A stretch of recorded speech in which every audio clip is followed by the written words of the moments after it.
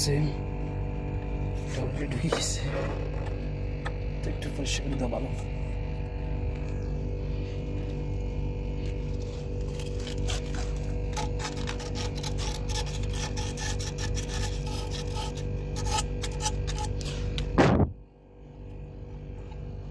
পরিষ্কার হয়ে গেছে,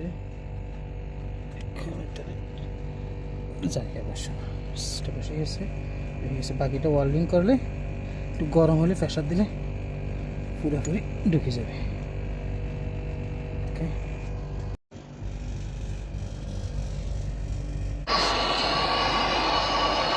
অবশেষে আমার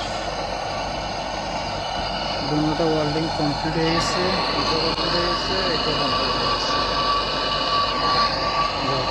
এবার শেষ।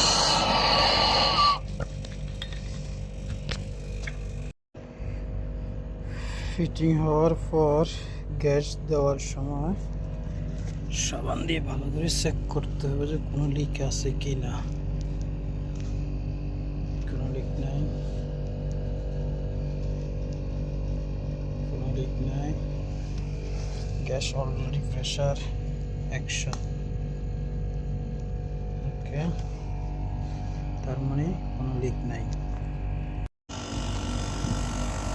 অবশেষে আমার AC fitting complete, gas complete, rolling complete fitting ডান।